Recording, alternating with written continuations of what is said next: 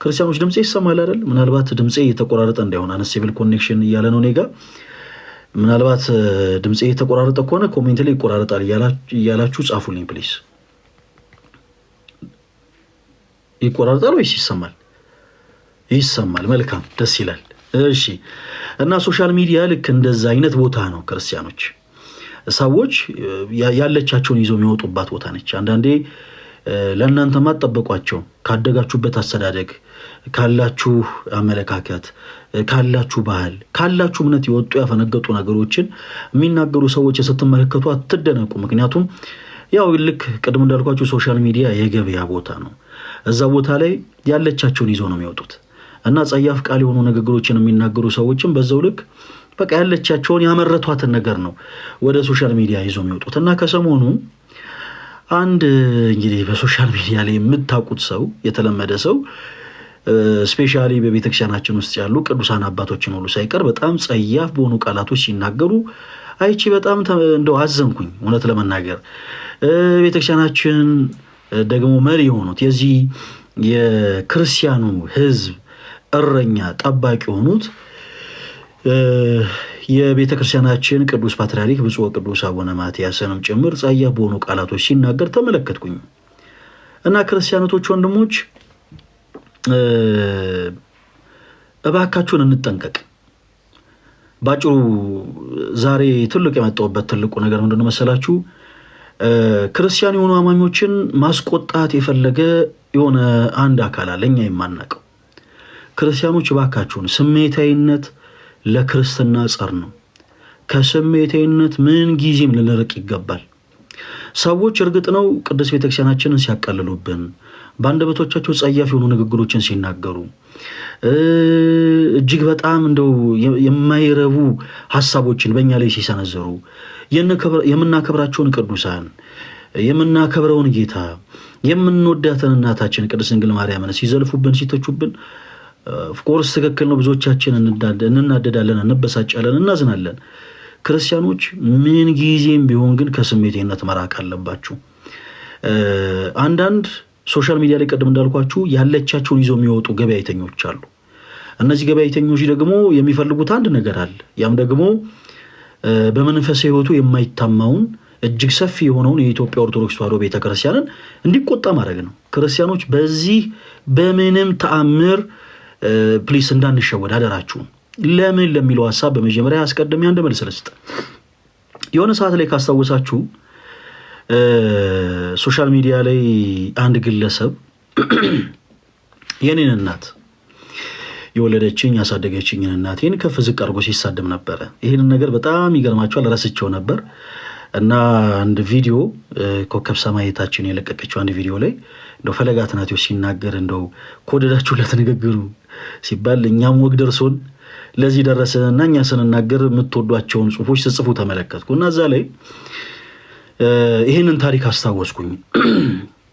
አንድ ሰው ታስታውሱ ከነበረ ጥቂቶች ናቸው የምታስታውሱት። ኤኒዌይስ የኔን እናት ሲዘልፍ ነበረ። የኔን እናት የዘልፈበት ትልቁ ሪዝኑ ምንድን ነው?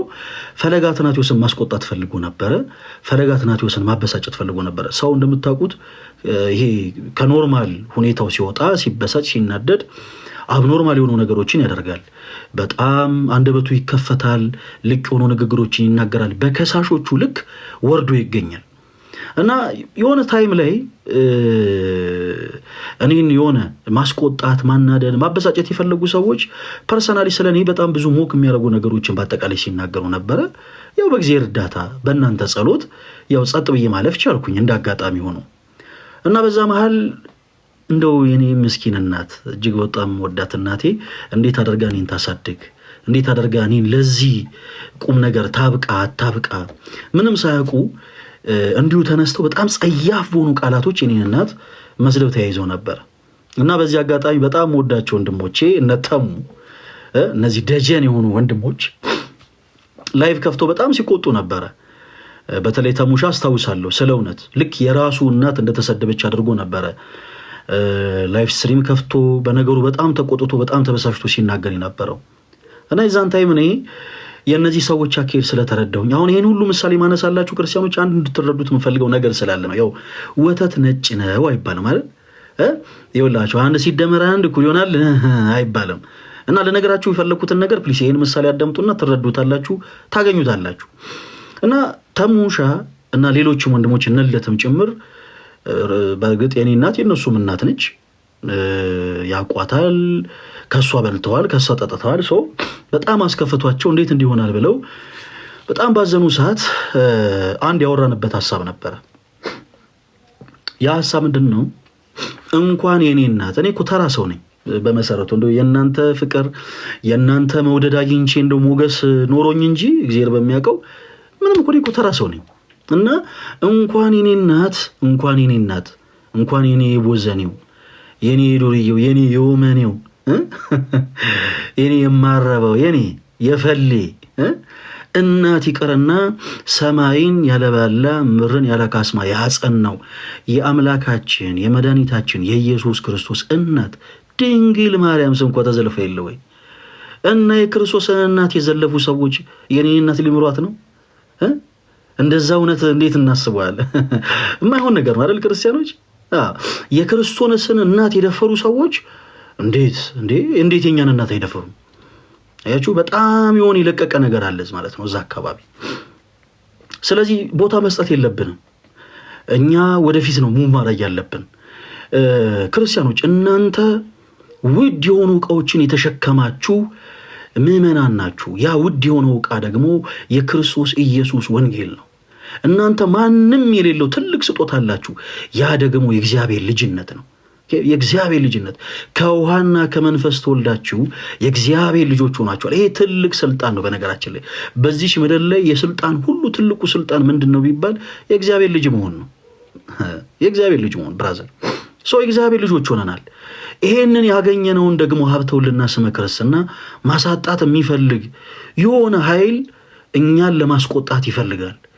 እኛ በሆነ ነገር እንድንረበሽ፣ በሆነ ነገር እንድንበሳጭ፣ ከዛ ከኛ የማይጠበቅ አንዳች ነገርን እንድናደርግ ይፈልጋል። ክርስቲያኖች በእነዚህ ጉዳይ በፍጹም እንዳትሸወዱ። ከስሜታዊነት ፍጹም ልንርቅ ይገባል። በቃ ከስሜታዊነት ልንርቅ ይገባል። ድንግል ማርያምን የሚዘልፉ ሰዎች፣ ቅዱሳንን የሚዘልፉ ሰዎችን ስትመለከቱ እነሱን በአንድ ነገር መስሏቸው ቀና ብለው ምራቃቸውን ወደ ፀሐይ ለመጥፋት እንደሚሞክሩ ሰዎች። ማንም ሰው ቀና ብሎ ወደ ፀሐይ ምራቁን ሊተፋ አይችልም። ኦልሬዲ አንድ ሰው ግን ድንግል ማርያምን ሲዘልፍ ካያችሁ፣ አንድ ሰው እግዚአብሔር ካከበራቸው ቅዱሳን መካከል አንዱ ሲዘልፍ ካያችሁ፣ ሌላውን ተውት። በሽበት የከበሩ ለኛ አያት ቅድመ አያት የሚሆኑ እናት አባት የሚሆኑ ትልልቅ ሰዎችን አዛውንቶችን ሁሉ ሳይቀር ከአንደበቱ ጸያፍ ቃል እየወጣ የሚናገር ሰው ከተመለከታችሁ ምኑ በቃ ያ ሰው ቀና ብሎ ፀሐይ ላይ ምራቁን ለመጥፋት የሚሞክር አይነት ሰው ነው። ከዚህ ሰው በላይ የታለለ ሰው የለው። ሊመስለን ይችላል ድንግል ማርያም የተናቀች፣ ሊመስለን ይችላል አቡነ ተክለ ሃይማኖት የተናቁ፣ ሊመስለን ይችላል ቅዱሱ አባት አቡነ አረጋዊ በዚህ ሰው አንደበት ሲዘለፉ ሊመስለን ይችላል የተናቁ። ክርስቲያኖች አይምሰላችሁ። ክብርን የሚያገኙት በእንደዚህ አይነት ሰዎች አንደበት አይደለም። ክብርን የሚያገኙት ኢቭን በእኛ እንኳን አንደበት አይደለም። ክብርን ያገኙት እነዚህ ቅዱሳን ከአምላካችን ከእግዚአብሔር ነው። አጭርና ግልጽ። እግዚአብሔር የሾመውን ማንም ሊወርዱ አይችልም። የሚያጸድቅ አምላካችን እግዚአብሔር ነው፣ የሚኮንንም እሱ ነው። ማንም እንዲሁ በዘፈቀደ ተነስቶ የቅዱሳንን ክብር ከፍም ዝቅ ሊያደርገው አይችልም። ክርስቲያኖች እንዲህ አይነት ቅዱሳንን ይቀርና አንዳንድ ጊዜ ለሀገር መልካም ነገር ያደረጉ ሰዎች በመካከላችን ሲኖሩ ምን አይነት እንደው የተባረከ ማህፀን ነው ይህንን ሰው ያስገኘን እንላለን አይደል? ምን አይነት የተባረከ ማህፀን ነው! ምን አይነት እንደው የተባረከች ማህፀን ናት ይቺን እህት ያስገኘች! ምን አይነት የተባረከች ማህፀን ናት ይቺን ቅድስት እናት ያስገኘች እንላለን። ምን አይነት የተባረከች ማህፀን ናት ይህንን ቅዱስ ሰው ያስገኘን እንላለን። በዛው ልክ እናዝናለን። እንዲህ አይነት ሰዎችን ስንመለከት ምን ያክል ያልታደለች ማህፀን ነች እንዲህ አይነቱን ሰው የወለደች እንላለን። እንዲህ ከመባል እግዚአብሔር አምላክ ይሰውራችሁ። አለማወቅን የመሰለ ነገር ምንም ነገር የለም። አንዳንዴ አእምሮን ስቶ ማበድ ይሻላል። ክርስቲያኖች እውነት ለመናገር እግዚአብሔር በሚያውቀው ይሄ አእምሮን ስቶ እንዲሁ በቃ አይደለ እንዲሁ በደፈነው ነው ዝም ብሎ መጓዝ ይሻላል። አለማወቅ በጣም ከባድ ነገር ነው። አለማወቅ ማለት ይወላ እንዴት ልንገራችሁ፣ ጭፍን የሆነ ድፍረትን እንድትደፈሩ ያደርጋችኋል። አንድ ፍሬሽ የሆነ ታድሶ አሉ ማንንም መንካት ፈልጌ አይደለም እንደው በመቤት ያዳምጥ ይሄ አንድ አወቃ እና ያላወቀ አንድ ሰው በጣም ተዳፈረና አንድን ትልቅ ሊቅ ሄዶ አሁን ድጓ ከምን ያድናል አላቸው። እንግዲህ እንደምታውቁት በቤተክርስቲያናችን በጣም ብዙ አይነት ትምህርቶች አሉ። ቤተክርስቲያናችን ባሕረ ጥበባት ነች እና ድጓ ከምን ያድናል አሉ እና እኚህ ታላቅ ሊቅ ምን ብለው ቢመልሱ ጥሩ ነው? እንዲህ ብሎ ከመጠየቅ አሉት ድጓ ከምን ያድናል ብሎ ሲጠይቃቸው እንዲህ ከማለት ነዋ ብለው መለሱለት። አንዳንድ ያለማወቅ በጣም ከባድ ነው ክርስቲያኖች። አንዲ በጭፍን እንድትዳፈሩ ያደርጋችኋል። በጭፍን ትልቅ ሰው ሳትሉ፣ ሽበት አለው ሳትሉ፣ የሃይማኖት አባት ነው ሳትሉ፣ ቅዱስ ነው ሳትሉ፣ ጻድቅ ነው ሳትሉ፣ የእግዚአብሔር ነብይ ነው ሳትሉ እንዲሁ በደፈናው እንድትደፈሩ ያደርጋችኋል። አለማወቅ ድፍረት ጥጉ በጣም የሚገርማችሁ ነገር እንደዚህ ትልልቅ ሰዎችን አይደለም ቅዱሳንን አይደለም እግዚአብሔርን እንድትደፈሩ ያደርጋችኋል። በጣም ከባድ ነው አለማወቅ። ይሄንን ደግሞ አይነት ጭፍን የሆነ የሚያዳፍር አለማወቅን ማጥፋት የሚቻለው እንዴት ነው? ልብን ንጹህ አድርጎ ተረጋግቶ፣ አንዳንዴ ስክን ማለት ያስፈልጋል። ተረጋግቶ ነገሮችን ከማጤን ከመረዳት ነው። ጠይቆ ከመማር ከመረዳት። ክርስቲያኖች በፍጹም በፍጹም በፍጹም እንዳትቆጡ። ይሄ የኔ ወንድሜ መልእክቴ ነው። ምናልባት ፈለገን እንደው የሚጠሉ ሰዎች ሳይሆኑ እንዲሁ ግን ፐርሰናሊ ለቤተ ክርስቲያናቸው ልዩ ፍቅር ያላቸው ክርስቲያኖች ይህንን ሐሳቤ ሊቃወሙት ይችላሉ። የሚቃወሙትም አምናለሁ ለቤተ ክርስቲያናቸው ቀንተው ነው። ከኔ ጋር ፐርሰናሊ ሆነ ችግር ኖሯቸው አይደለም። ግን በፍጹም እንዳትቆጡ በእንደዚህ አይነት ጉዳይ። ይሄ የኔ ወንድሜ ምክሬ ነው። በቃ የናንተን ይህን ፍጹም የሆነ መንፈሳዊነት ማደፍረስ የሚፈልግ የሆነ ኃይል አለ ክርስቲያኖች፣ እኛ ያላወቅ ነው። እግዚአብሔር አጸራረ ቤተክርስቲያንን ያስታክሰልን፣ ህዝበ ክርስቲያኑን ይጠብቅልን። በጣም በጣም ልንጠነቀቅ ይገባል። እኛ ክርስቲያኖች ነን። በስሜተኝነት ምን እንነዳ አይደለንም። ክርስትና ማለት ስክን ማለት ነው። ክርስትና ማለት መረጋጋት ማለት ነው። መቻኮል አይደለም ክርስትና። ስሜታዊ መሆን ማለት አይደለም ክርስትና።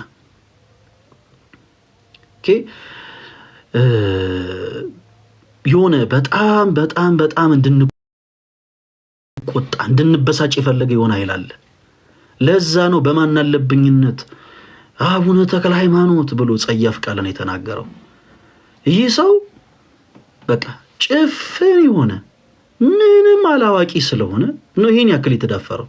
በአንዳች ነገር ክርስቲያኖች በፍጹም በፍጹም እንዳታዝኑ፣ እንዳትበሳጩ።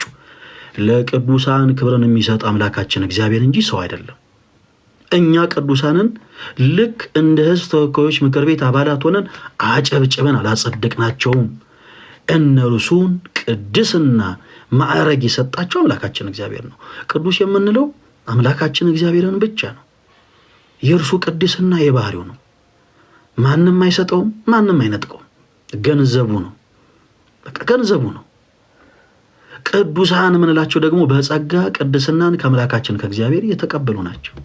ቅዱሳን መላእክት፣ ቅዱሳን ሰዎች፣ ቅዱሳት ዕለታት፣ ቅዱሳት ቦታዎች፣ ቅዱሳት መጽሐፍት፣ እነኚህ ሁሉ በጸጋ ቅድስናን ያገኙ ናቸው።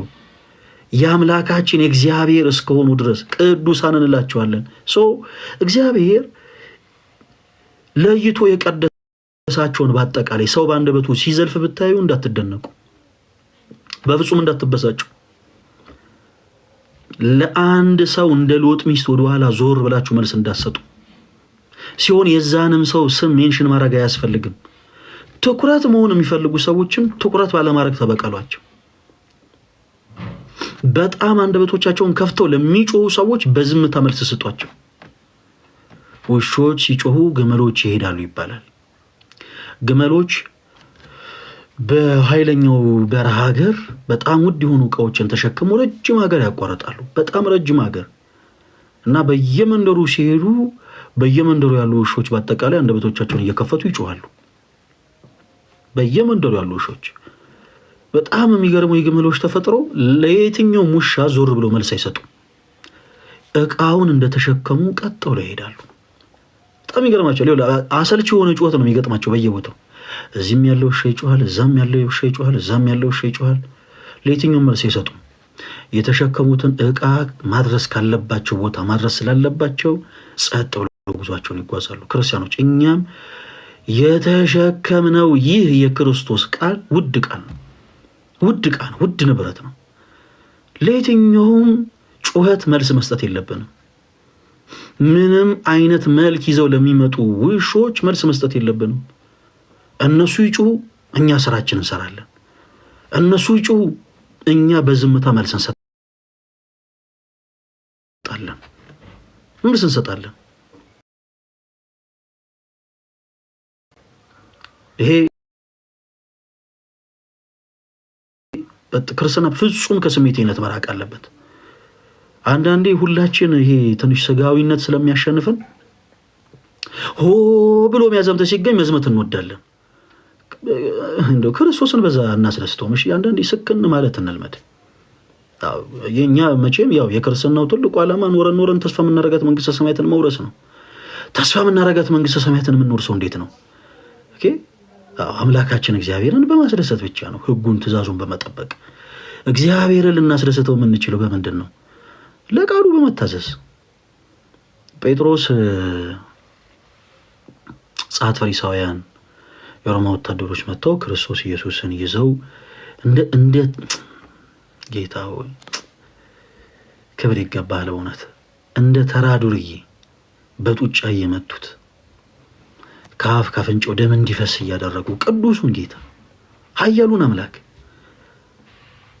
በኃይል ዱላ እያበዙበት በኃይሉ ማየት አቃተውና ሰይፍን ይዞ ወደ ክርስቶስ ሮጠ። ከዛም የማልኮስን አንገት ሊቆርጥ ሲል ጆሮ ተቆረጠ እና ክርስቶስ የመለሰለት መልስ ምንድን ነበር መሰላችሁ ክርስቲያኖች? ጴጥሮስ በሰይፍ የሚያጠፉ በሰይፍ ይጠፋሉ ነው ያለው። ጀግና ጴጥሮስ በለው በዚህ በቀኝ ትንሽ ነው ሽል ያለ እንዲህ አስተካክለ በለው ምን አላለም ጌታችን። ክርስቶስን የምናስደስተው በዚህ መልኩ ነው፣ ከስሜቴነት በመራቅ ኦኬ። እንደዚህ አይነት ሰዎች ፍጹም ትኩረት መሆን ነው የሚፈልጉት። እንደዚህ አይነት ግለሰቦች የሚፈልጉት ነገር ትኩረት መሆን ነው። በእናንተ በዚህ ቅዱስ ቤተክርስቲያን ልጆች ስማቸው በተደጋጋሚ እንዲጠራ ይፈልጋሉ። ለዛም ሲባል ደግሞ የክርስቲያኖችን ሴንሲቲቭ የሆነን ፓርቲ ያውቁታል። ሆን ብለው መታወቁ ዝልፍ ያደርጋሉ፣ ጸያፍ የሆነ ንግግር ይናገራሉ። ስለዚህ ለእነዚህ አይነት ሰዎች መልስ መስጠት አያስፈልግም።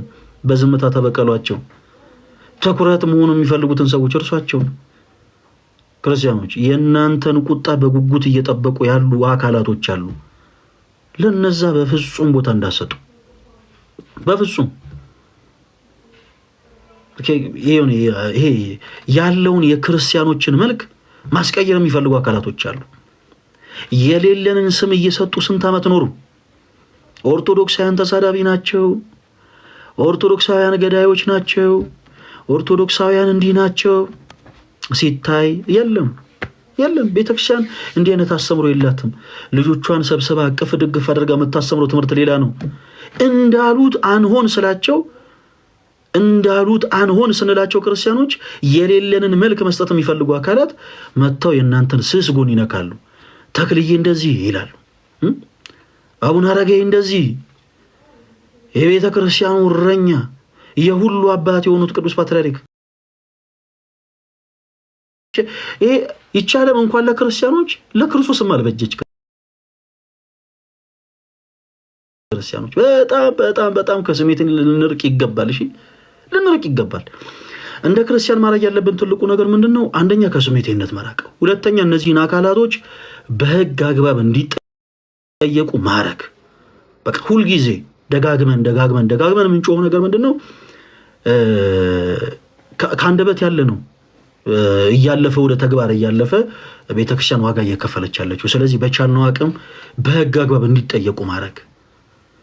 በቻልነው አቅም አናቅም። እኔ አሁን የህግ ሰው አይደለሁኝም፣ ነገር ግን በአንገታችሁ ማተብ ያሰራችሁ የዚህች ቅዱስ ቤተክርስቲያን ልጆች ሆናችሁ ሰዎች እንዲህ አይነት ሄትፉል ስፒች የሚናገሩ ሰዎች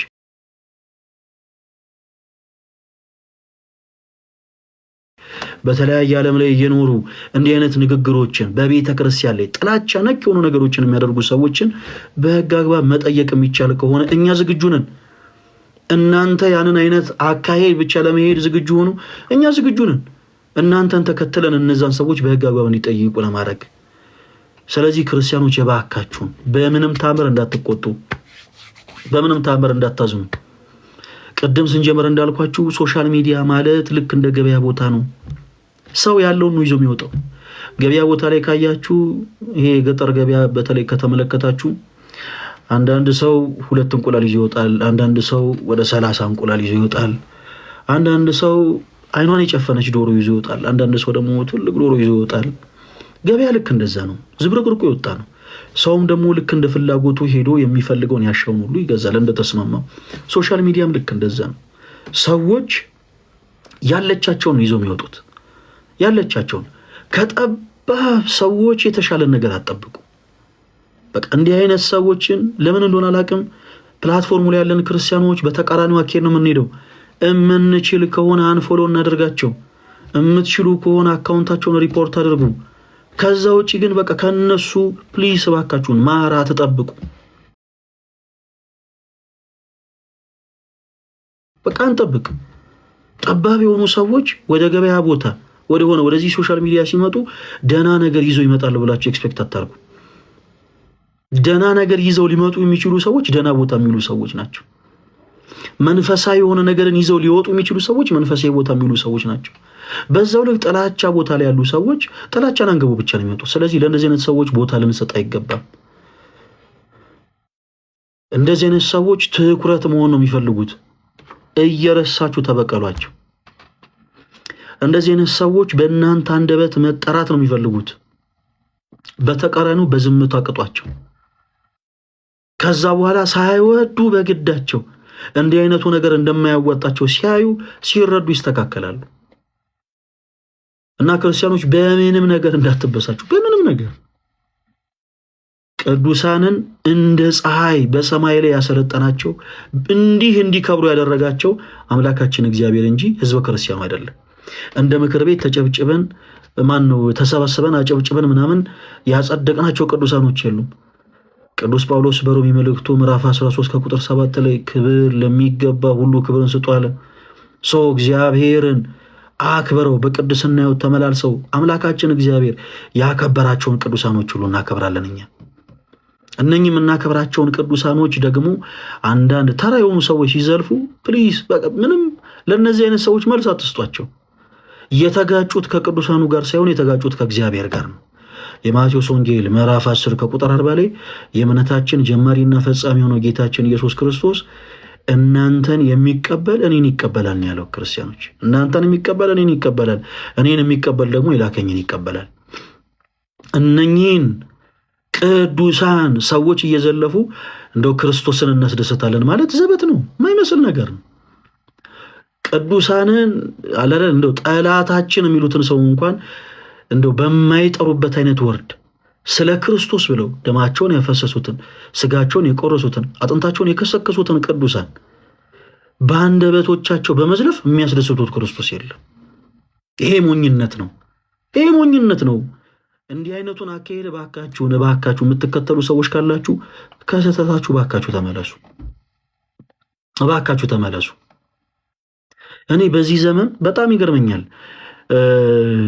በተለያዩ ስቴጆችም ላይ አንዳንድ የራሳቸው ዶክትሪን የሌላቸው አንዳንድ ቤተ እምነቶች ቤተክርስቲያንን በመዝለፍ ንግግሮቻቸውን ሲጀምሩ እመለከታለሁ፣ እታዘባለሁ ብዙ ጊዜ። ይሄ ሶሻል ሚዲያ መቼ የማያሳየን ነገር የለም። አንድ ጊዜ ታስታውሱ ከነበረ አንዲት ሴት አርሴማ ጣዖት ናት ብላ ስትናገር አየሁኝ። ምናልባት ብዙዎቻችሁ አይታችሁ ሊሆን ይችላል። አርሴማ ጣዖት ናት። ኢማጂን ምን አይነት እንደው ለቅዱሳን ጥላቻ ያለው ትውልድ እየተፈጠረ እንደሆነ። እግዚአብሔር አምላክ ሁሉንም ለንስሐ ሞት ያብቃቸው። በጣም የሚገርመኝ ነገር ምንድነው መሰላችሁ? ተክለ ሃይማኖትን እንዲህ ብሎ የሚሳደብ አንድ ሰው ቅዱስ አባታችን አቡነ ተክለ ሃይማኖት ኢየሱስ ስለሚለው ስም የተጋደሉትን ያክል እንኳን ተጋድሎ ያልተጋደለ ነው። አቡነ አረጋዊ እንዲህ ብሎ የሚሳደብ ሰው አቡነ አረጋዊ እንዲህ ብሎ የሚሳደብ አባታችን አቡነ አረጋዊ ኢየሱስ ስለሚለው ስም የተጋደሉትን ያክል እንኳን ያልተጋደለ ሰው ነው። ቅድስት አርሴማ ጣዖት ናት የምትል አንዲት ሴት የሆነ አዳራሽ ላይ ቆማ ቅድስት አርሴማ ጣዖት ናት የምትል ሴት ቅድስት አርሴማ ኢየሱስ ስለሚለው ስም የተጋደለችውን ያክል እንኳን ያልተጋደለች ሴት ነች። አንዳንዴ ልክ ክርስቶስን ረስተን የሆኑ ቅዱሳንን እያመለክን እንደሆነ አድርገው ፊልም ያደርጉ አንዳንድ የዋህ የሆኑ ፕሮቴስታንት ወንድሞቻችን ካለማወቅ አንዳንድ ንግግሮችን ይናገራሉ። አንዳንዶቹ ደግሞ በድፍረት ቅዱሳንን በዚህ ልክ ይዘልፋሉ። ይሄ በጣም ሁላችንም እንደው በጣም ልንተባበርበት የሚገባ ጉዳይ ነው። በጣም ምንም ሳያውቁት ማን ነው ምንድን ነው ለቤተ ክርስቲያኑ ምን ያስባል፣ ምን ያክል ፈርዘር ይሄዳል፣ ምንም ሳያውቁ እንዲሁ የሚጠሉ ሰዎች አሉ።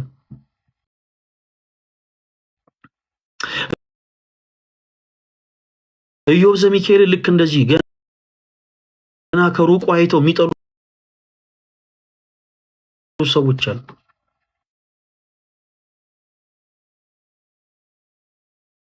ልደተ ቃል ልክ እንደዚሁ ማን ነው ምንድን ነው ሳያውቁ እንዲሁ ከሩቁ የሚጠሉ ሰዎች አሉ። ተመስገን የጌታንም ልክ እንደዚሁ ገና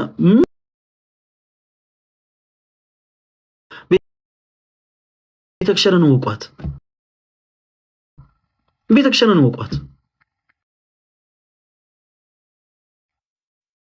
ለምሳሌ እኛ እዚህ እኔ ልደት ተሙ ሌሎችም ነጋዲ ምናምን እኛ ጋር የሚውሉ ተማሪዎቻችን ለምሳሌ የፕሮቴስታንት ፓስተር አገልጋይ ሆነው ፓስተር ሶፊን ይጠሉት የማይጠሉት ለምን መሰላችሁ? እኛ ጥላቻን ስላሰበክንላቸው ነው። ፕሮቴስታንት ጠል የሆነ ትውልድ እንዲፈጠር ስላላደረግን ነው። በተለይ ነው የኛ የቤተ ክርስቲያን አስተምሮ እንዲህ ነው፣ ቤተክርስቲያናችን እንዲህ ታስተምራለች፣ ኦኬ የኛ ዶክትሪን እንዲህ ነው እንላለን። ሐሰት የሆነው ደግሞ የፕሮቴስታንት አስተምሮ እንዲህ ይመስላል፣ ከመጽሐፍ ቅዱስ ጋር በዚህ መልኩ ይጻረራል ብለን ነው የምናስተምረው እንጂ ፐርሰናሊ ፕሮቴስታንት ጠል የሆነ ትውልድ እንዲፈጠር ክሬት እያደረግን አይደለም። በሆነ አዳራሽ ላይ በሆነ ቦታ ላይ ተቀምጣችሁ እኔን ስታዩ የምትበሳጩ ፕሮቴስታንቶች ካሉ እመኑኝ፣ ስህተቱ እኔ ላይ አይደለም፣ ችግሩ እናንተ ላይ አይደለም። ችግሩ ተቀምጣችሁ የምትማሩበት ሰው ጋር ነው። በአንገቱ ማህተብ ያሰረን ኦርቶዶክስ የሆነን ሰው በአጠቃላይ እንድትጠሉ የሚያደርግን የሆነን ነገር በአይምሯችሁ እየጨመረ ነው። ስለዚህ ባካችሁ እንዲህ አይነቱን ነገር አንድ ጊዜ ተወት አድርጉትና ለኛ ጊዜ ስጡን፣ ለኛ ሰዓት ስጡን። ቤተክርስቲያንን ወቋት። ቅድስት ቤተክርስቲያናችን ምን እንደምታስተምር እድል ስጡንና ሰዓቱን ስጡንና እናስተምራችሁ፣ እናስረዳችሁ። ኦኬ መቼም ሰው እኛ ዝም ብለንና እንትን በል ኦርቶዶክስ ምናምን ብለን ዝም ብለን ወጥተን የምናስገባው አይነት አገልግሎት አይደለም የምናገለግለው። ሲጀመር ክርስቲያን ለመሆን በስላሴ ዘንድ መመረጥ ያስፈልጋል። የጠፉትን ግን ወንድምቶቻችን በአጠቃላይ ግን ፍቅር በሆነው በክርስቶስ ቃል ግን እንፈልጋለን። ይሄ ግዴታችን ነው። እንዲሁ ሳታውቁ ግን እየጠላችሁን ያላችሁ ፕሮቴስታንቶች ወንድሞች እባካችሁ በፍቅር ወደ ቤት እድል ስጡልኛ። እድል ስጡን ማለት ስለ ኦርቶዶክስ ቤተክርስቲያን ብቻ ሳይሆን ስለ ፕሮቴስታንቲዝም አስተምሮም ጭምር ቁጭ ብለን እናወራ፣ እንወያይ። በጥላቻ ይሄ በምንድነው ይሄ በግልምጫ ምናምን አንተያይ። ባካችሁ በፍቅር ቀረቡና እናወራ። አርሴማ ጣዖት ናት ለሚል አገልጋይ አታጨብጭቡ፣ ፕሊዝ አታጨብጭቡ። ምናልባት ያ ሰው የእናንተን አንጀት ምናልባት ያራሰው ሊሆን ይችላል፣ ወይ ደግሞ የሆነ በቃ ደስ እንዲላችሁ አሪፍ ንግግር የተናገረ ሊሆን ይችላል፣ ለእናንተ ሊመስላችሁ ይችላል። ያ ግን ወንጌል አይደለም። አርሴማ ጣዖት ናት ያለበትን ሪዝን እስቲ መጽሐፍ ቅዱስ አጣቅሶ ያስረዳችሁ። እስቲ የቅድስት አርሴማንን ታሪክ አንስቶ ጣዖት ለመባል ያበቃትን ነገር እስቲ ይንገራችሁ። ስለ ኢየሱስ ስም መታረዷ፣ ኢየሱስ ስለሚለው ስም መንገላታቷ፣ ኢየሱስ ስለሚለው ስም መሰደዷ የቱ ነው ጣዖት ያስባላት? እንዲህ ብላ የተናገረችን ሴት አዳራሾች ተሰብስባችሁ ስታጨበጭቡ ስህተት ወደሆነ አካሄድ እየሄዳችሁ እንደሆነ ተረዱ። ቆይ ትምህርቱን እናዘግየው። ስለ ጥላቻ ነው ግን ማወራችሁ። ተክልዬ እንደዚህ ብሎ የሚናገር ሰው ሲኖር ተደሰታችሁ ጊፍት የምትሰጡ ሰዎች በቃ የሆነ ትክክለኛ ያልሆነ አካሄድ እየሄዳችሁ ነው። ራሳችሁን ታዘቡት።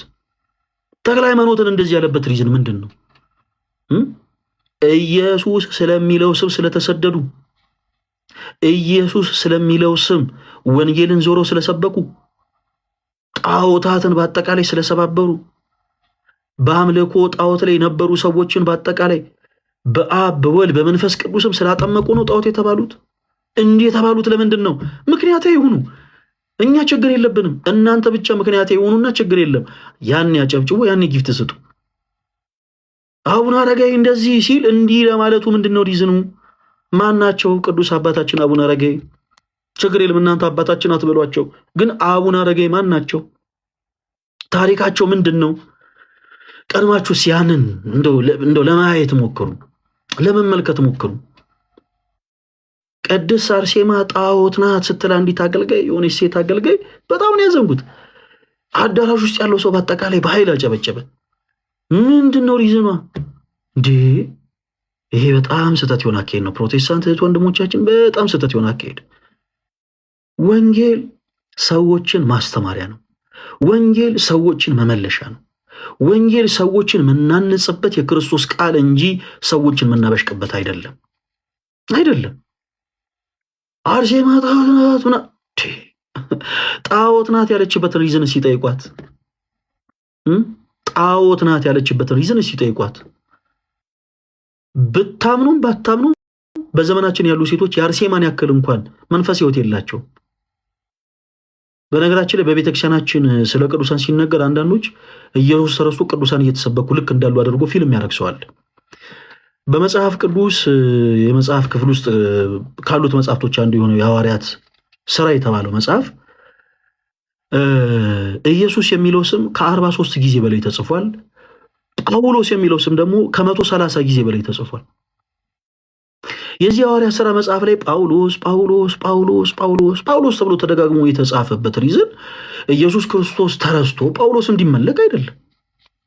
ይልቁኑ በቅዱስ ጳውሎስ ሕይወት የከበረውን ክርስቶስን ለማሳየት እንጂ። ቅዱስ ቤተክርስቲያናችን አርሴማ ስትል ክርስቶስን ረሳ አርሴማ እንድትመለክ እያደረገች አይደለም። በቅዱስ አርሴማ ሕይወት የከበረውን ክርስቶስን በዘመናችን ያሉ እህቶች እንዲመለከቱ እንጂ።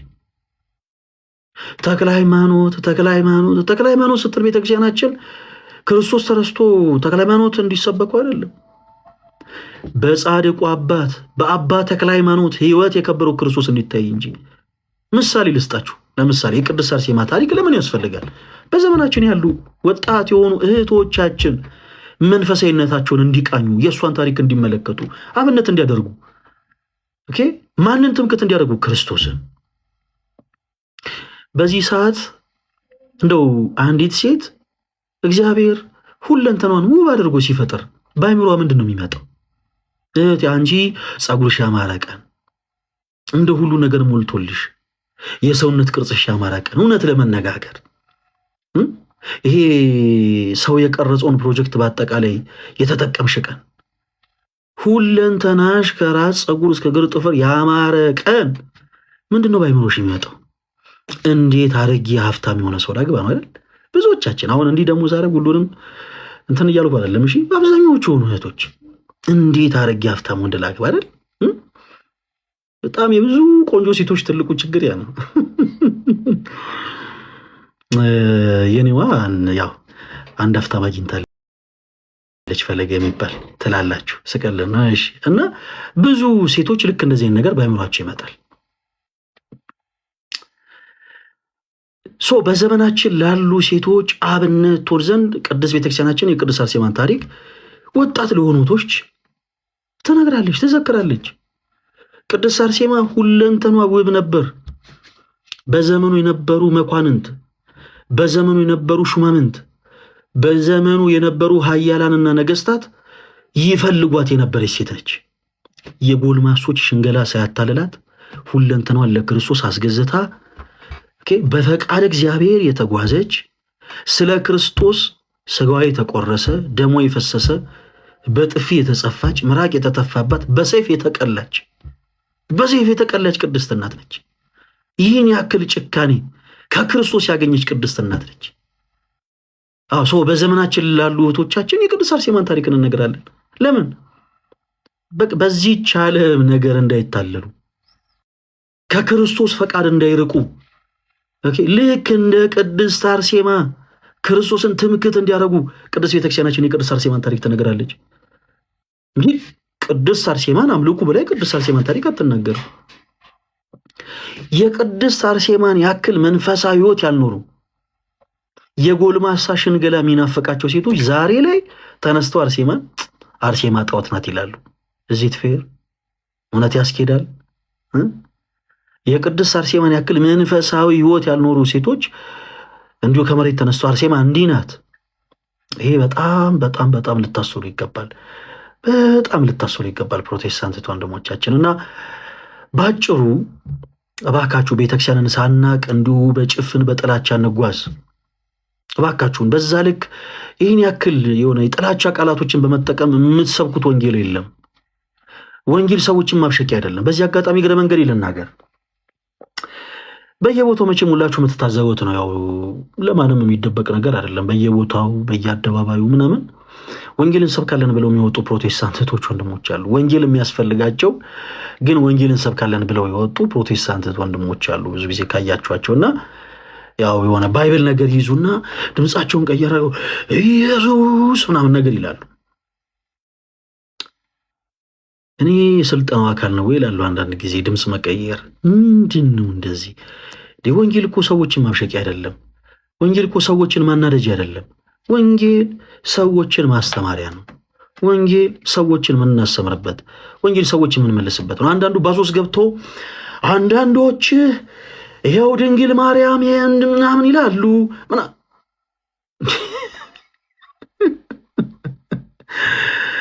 ምናልባት ተሳክቶላችሁ እኮ የሆኑ ማለት ይሄ ክርስቲያን የሆኑ ወንድሞችን ልታናደዱ ትችላላችሁ። ግን ምንም እኮ ይሄ የአገልግሎቱ ክፍል አይደለም። ሐዋርያት በዓለም ሁሉ ዞሮ ወንጌልን ሲሰብኩ የማንንም ካልቸር እንኳን እንትን አላሉም፣ አልዘለፉም፣ ምን አላሉም፣ ሌላ አይነት ዘለፋ አላቀረቡ፣ ምን አላሉም። ቀጥታ የክርስቶስን ወንጌል የሰበኩት ማንንም ድምጻቸውን እየቀያየሩ ይገርማል ወዳጄ ምናምን እያሉ የሰውን አላለው ዞሮ ሰው ፈቃደኛ ሆኖ ወደ ክርስቶስ እንዲመጣ አደረጉ እንጂ የሰው ጆሮ ላይ በኢየሱስ ምናምን እያሉ እየጮሁ አንዳንዴ በጣም ይገርመኛል። እባካችሁን ብቻ ባጭሩ በቃ ብዙ ፈርዘራ እንሂድ። ወንጌል ሰዎችን የምናስተምርበት፣ ወንጌል ሰዎችን የምንመልስበት፣ ወንጌል ሰዎችን የምናንጽበት ቃል እንጂ ሰዎችን ማብሸቂያ አይደለም። ስለዚህ በቻልነው አቅም እባካችሁን በፍቅር መጽሐፍ ቅዱስ ሐሳቦችን እያነሳን እንወያይ። እንዲህ አይነት ነገር አፕሪሺየት ሊደረግ ይገባል። በቃ በፍቅር ኦርቶዶክስ የሆናችሁት ወንድሞቻችን ከእውነት ርቃችኋል፣ ጨለማ ውስጥ ናችሁ። እባካችሁን ስለዚህ ጉዳይ በመጽሐፍ ቅዱስ ማስረጃ እንድናወራ እንፈልጋለን። አውሩን ማለት ይቻላል። ወደ በሽሽቅ የገባችሁለት ግን እናንተው ከእውነት የራቃችሁ ናችሁ፣ ከክርስቶስ የራቃችሁ ናችሁ። የኦርቶዶክስ አማኝ የሆኑ ክርስቲያን እህት ወንድሞችን ልባቸውን ለማድማት ድንግል ማርያምን የዘለፋችሁለታ እናንተ ከእውነት ርቃችኋል። እና አቡነ ተክለ ሃይማኖት እና አቡነ አረጋይን እንዲህ ብላችሁ የዘለፋችሁለታ እናንተ ከእውነት ርቃችኋል። ኦርቶዶክስ የሆኑ ሰዎችን ልባቸውን እናደማለን ብላችሁ አርሴማ እንዲህ ያላችሁ ቀን እናንተ ከእውነት ርቃችኋል። ስለዚህ ባካችሁን ወደ እውነቱ ቀረብ በሉና በፍቅር በመጽሐፍ ቅዱስ ማስረጃ እናወራ፣ እንወያይ። የዛሬው መልእክታችን ነው። ክርስቲያን እህቶች ወንድሞች፣ እንግዲህ ሁላችንም ጸሎት ልናደርግ የሚያስፈልግበት ቀን ነው። በጣም ጸሎት ልናደርግ ይገባል። እነዚህን ጊዜያቶች እነዚህን ወቅቶች በአጠቃላይ ሁላችንም እልፍኞቻችንን ዘግተን ጸሎት ልናረግ ይገባል። በየቦታው የሚሰሙት ነገሮች ደስ አይሉም። ደስ የሚሉ ነገሮችን ከሰማን ሁላችንም በጣም ቆይተናል። ስለዚህ በቻልነው አቅም ባካችሁን ስለ ሀገራችን፣ ስለ ኢትዮጵያ፣ ስለ አባቶቻችን ሊቃነ ጳጳሳት፣ ስለ አባቶቻችን ካህናት፣ ስለ ወንድሞች ዲያቆናት፣ ሰባኪያነ ወንጌል መምህራንና መዘምራን እንዲሁም ደግሞ ስለ ምዕመናኑ ሁሉ ልንጸልይ እግዚአብሔርን ልንማጸን ይገባል። እግዚአብሔር አምላክ ምሕረቱን ያወርድልን። ሁላችን በንስሐ ሕይወት ተመላልሰን ለዚህችም ሀገር ደግሞ እግዚአብሔር አምላክ ምሕረትን አወርዶ ደስ የሚሉ ነገሮችን የምንሰማበትን ጊዜ እግዚአብሔር አምላክ ያቅርብልን። ከዛ ውጪ እንደ እግዚአብሔር መልካም ፈቃድ ባሉት ተከታታይ ጊዜያቶች ምናልባት ፕሮቴስታንት የሆናችሁ እህቶች ወንድሞች ኦርቶዶክስ ቤተክርስቲያን አስተምሮች ዙሪያ ላይ መወያየት ማውራት የምትፈልጉ ከሆነ በራችን ክፍት ነው። ኤኒታይም መታችሁ በመጽሐፍ ቅዱስ ማስረጃ ከኛ ጋር ማውራት ትችላላችሁ። እኛም ደግሞ በቻልነው አቅም በመጽሐፍ ቅዱስ ማስረጃ ለእናንተ እንመልሳለን። እግዚአብሔር አምላክ ይርዳን። ክርስቲያን እህቶች ወንድሞች ስለነበረን ጊዜ ሁሉ አምላካችን እግዚአብሔር ስሙ የተመሰገነ ይሁን። እጅግ በጣም በጣም በጣም በጣም ነው የምወዳችሁ። አንድ ነገር አንርሳ። መላ ህዝበ ክርስቲያኑን ማስቆጣት የሚፈልጉ አንዳንድ አካላቶች አሉ። መላ ህዝበ ክርስቲያኑ መልኩ እንዲለወጥ መልኩ እንዲቀየር የሚፈልጉ አንዳንድ አካላቶች አሉ።